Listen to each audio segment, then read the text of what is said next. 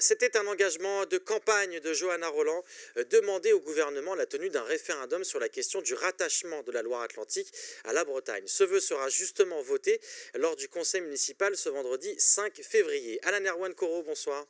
Bonsoir, Vous êtes merci pour votre copr- invitation. Je vous en prie, vous êtes coprésident de l'association Bretagne Réunie et même ancien maire de la Remaudière en Loire-Atlantique.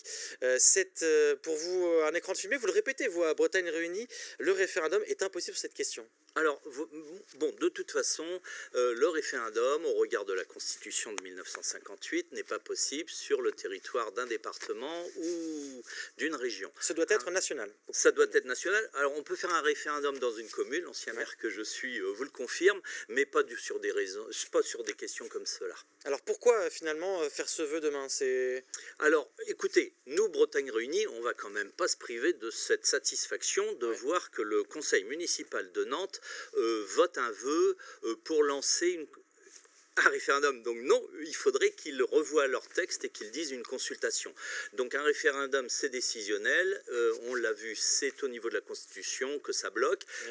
Une consultation, c'est tout à fait possible. Alors vous demandez une consultation, mais réservée à la Loire-Atlantique. Pourquoi cette consultation ne pourrait pas concerner finalement les deux régions concernées par cette question?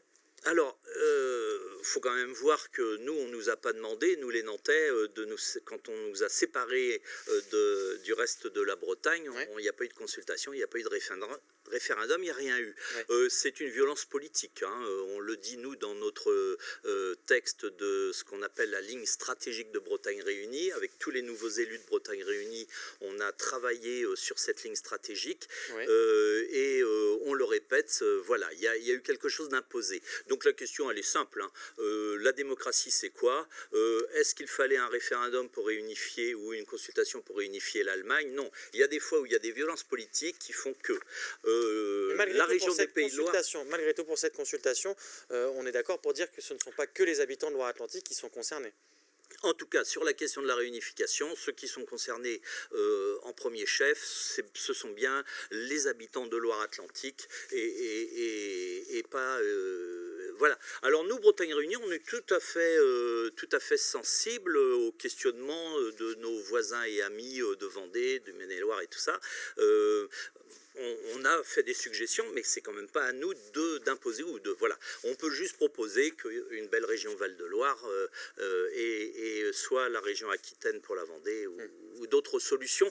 C'est une question, en tout cas, qui est de première importance parce que c'est aussi une histoire d'efficacité. On le voit avec des dossiers comme les chantiers de l'Atlantique à Saint-Nazaire. Si la Bretagne forte, donc une Bretagne forte, c'est une Bretagne intégrale, bien sûr, Nantes-Rennes-Brest étant un triangle tout à fait porteur. Nous sommes une péninsule, nous sommes ouverts sur la mer et nous avons donc besoin pour des dossiers comme ça d'une Bretagne forte et non pas d'une région artificielle qui s'appelle Pays de Loire, qui est tournée complètement vers l'Est et vers les terres, avec en plus une présidente des Pays de Loire qui est du Mans en Sarthe et eux, ils ont une ouverture sur le Havre. Et non pas... Revenons à Nantes si vous voulez bien. Il y a eu ce drapeau breton en décembre, on l'a vu, on va voir des images sur la mairie de Nantes. Il y a un adjoint désormais dédié aux enjeux bretons, mais encore des responsables politiques comme Johanna Rolland, Philippe Grosvalet, qui publiquement expliquent qu'ils ne sont pas pour la réunification. Alors, sans réelle volonté politique, est-ce qu'elle a une chance finalement d'aboutir selon vous? Oui, bien sûr, jamais, vous voyez, j'ai 62 ans, jamais je n'ai vu autant d'enthousiasme pour cette question de réunification de la Bretagne. C'est un enthousiasme qui fait chaud au cœur parce que cet enthousiasme est partagé, bien sûr, par une écrasante majorité des habitants du département, qu'ils soient originaires d'ailleurs ou pas, hein. Et pour Nantes, c'est pareil. Nous, ça ne nous pose aucun souci de voir des Nantais d'adoption qui adoptent tellement bien Nantes qu'ils adoptent aussi la Bretagne.